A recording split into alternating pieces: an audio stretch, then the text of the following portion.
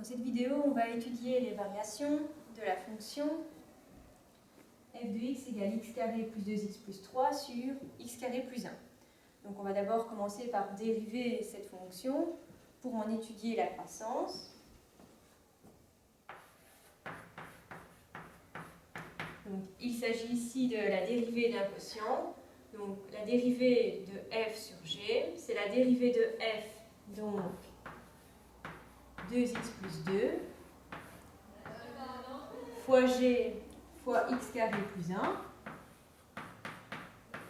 moins f, x carré plus 2x plus 3, fois la dérivée de g, donc fois 2x.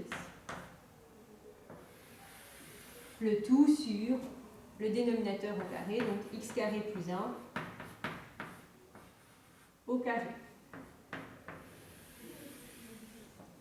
Alors, on distribue et on réduit les termes semblables au numérateur. Donc 2x au cube, plus 2x carré, plus 2x plus 2, moins 2x cube, moins 4x carré, moins 6x, sur x carré, plus 1 au carré. Ça nous donne donc moins 2x carré, moins 4x, plus 2, sur x carré plus 1 au carré. Alors, j'ai terminé. Je vais étudier les zéros du numérateur et du dénominateur.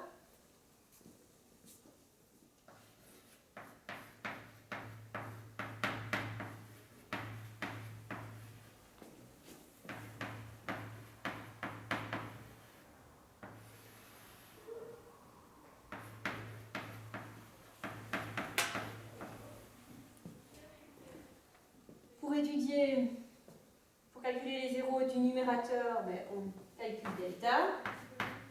Donc c'est moins 4 au carré, moins 4 fois moins 2 fois 2, ce qui nous donne 16 plus 16, donc 32.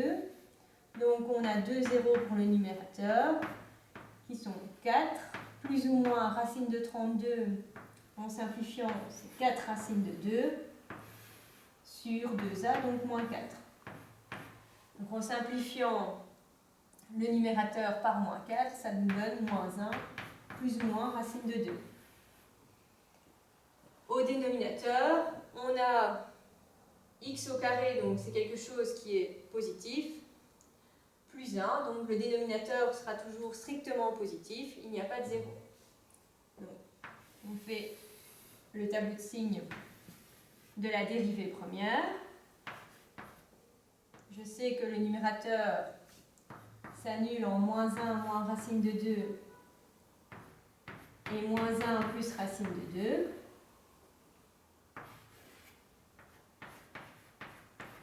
Je sais aussi que le dénominateur est toujours strictement positif, donc le signe de la dérivée première dépend uniquement du signe du numérateur. C'est un second degré, donc signe de x carré à l'extérieur des zéros, moins à l'extérieur et plus à l'intérieur. Donc je sais déjà que je vais avoir un minimum en moins 1 moins racine de 2 et un maximum en moins 1 plus racine de 2, puisque la dérivée s'annule en moins 1 moins racine de 2 et moins 1 plus racine de 2 et change de signe à chaque fois. Je calcule maintenant la dérivée seconde.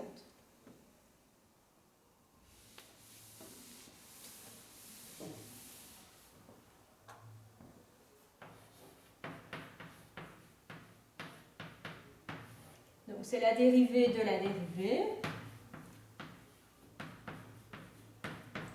Donc je dois dériver moins 2x carré moins 4x plus 2 sur x carré plus 1 au carré.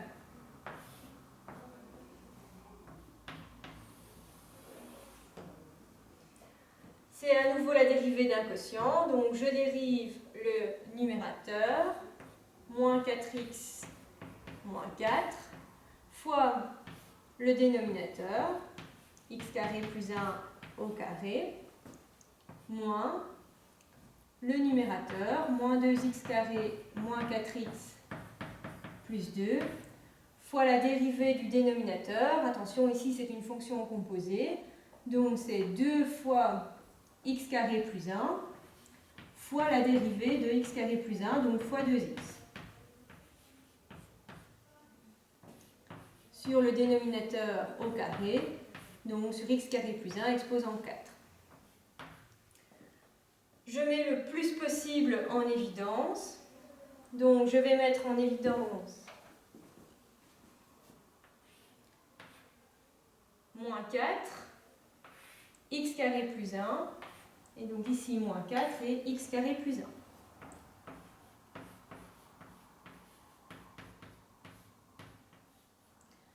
Donc il va me rester ici x plus 1 fois x carré plus 1 plus x fois moins 2x carré moins 4x plus 2.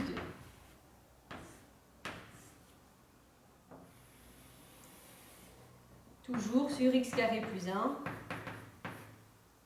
exposant 4. L'opération principale étant ici un produit, je peux simplifier x carré plus 1 avec x carré plus 1 exposant 4. Donc il me reste au dénominateur x carré plus 1 en cube. Et il me reste à distribuer, donc à l'intérieur des parenthèses, donc x cube plus x carré plus x plus 1 moins 2x cube moins 4x carré plus 2x.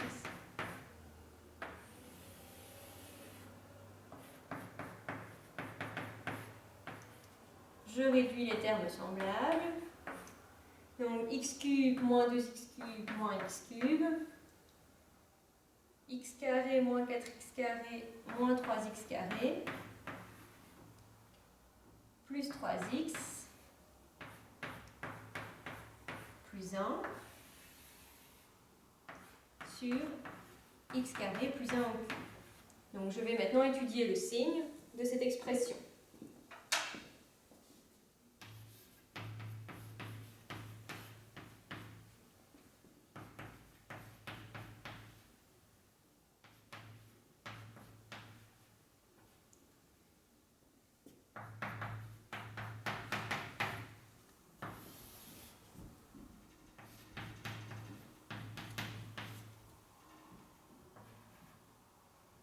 Alors, pour ça, je dois chercher les zéros du numérateur et du dénominateur. Donc, comme tout à l'heure, le dénominateur est toujours strictement positif, donc le signe de f seconde dépend uniquement du signe du numérateur. Donc, au numérateur, j'ai un polynôme du troisième degré, donc je vais appliquer la méthode de Horner avec x égale 1.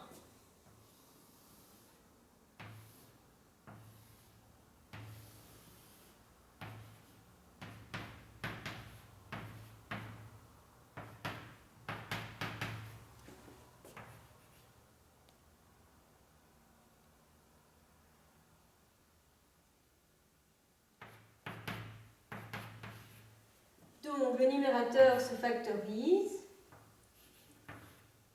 par x moins 1 fois moins x carré moins 4x moins 1. Donc je cherche les zéros de cette expression. J'en ai déjà un qui est le nombre 1. Et je vais calculer delta pour moins x carré moins 4x moins 1. Donc delta vaut moins 4 au carré moins 4 fois moins 1 fois moins 1, donc 12. Donc j'ai deux solutions pour cette expression qui sont 4 plus ou moins 2 racines de 3 sur moins 2.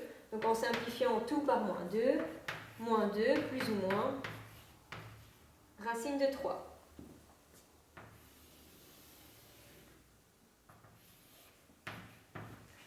Donc je fais le tableau de signes de f seconde. J'ai moins 4 fois x moins 1 et moins x carré moins 4x moins 1. Le dénominateur étant toujours positif, il suffit de regarder le signe du numérateur.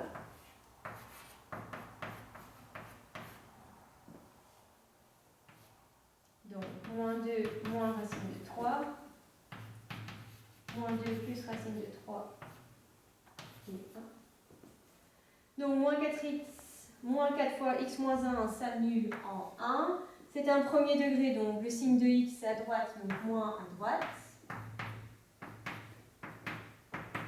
Et moins x carré moins 4x moins 1 s'annule en moins 2 moins racine de 3 et moins 2 plus racine de 3. Signe de x carré à l'extérieur des 0 et l'opposé à l'intérieur. Donc f seconde est négative, s'annule en moins 2 moins racine de 3. Ensuite elle est positive, elle s'annule en moins 2 plus racine de 3. Elle est négative, elle s'annule en 1, puis elle est positive. Donc à nouveau, je vois ici que j'ai 3 points d'inflexion, puisque la dérivée seconde s'annule 3 fois, avec chaque fois un changement de signe. Je dresse un tableau récapitulatif où je mets les zéros de la dérivée première et de la dérivée seconde par ordre croissant. Donc on les évalue au centième près pour pouvoir les placer. Je recopie les signes de la dérivée première, les signes de la dérivée seconde, et grâce à ça, je vais pouvoir étudier les variations de ma fonction f. Donc la dérivée seconde est négative, ça veut dire que la concavité va être négative, et la dérivée première est négative, donc la fonction va être décroissante. Concavité négative et fonction décroissante, ce qui donne quelque chose de cette forme-là. Ici, on a une concavité positive et une fonction décroissante. Et donc, comme on change de concavité, on a un point d'inflexion. Puis on a une concavité positive et une fonction croissante. Comme on change de croissance, donc comme la dérivée première change de signe, on a un minimum. Ensuite, on a une concavité négative et la fonction est croissante. Donc on a un changement de concavité, donc un point d'inflexion. On a une concavité négative, une fonction décroissante et donc un maximum. Et pour terminer, une concavité positive avec une fonction qui est décroissante et donc à nouveau un changement de concavité, donc un point d'inflexion. Pour être complet, on calcule les images des extrémas et des points d'inflexion en remplaçant dans l'expression de la fonction de départ. Donc en remplaçant par moins 3,73 dans la fonction de départ,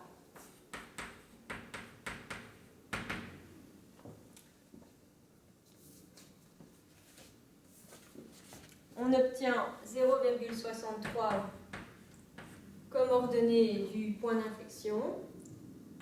Pour le minimum, on obtient 0,59.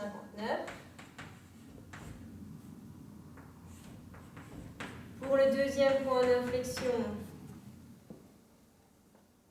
on obtient 2,37.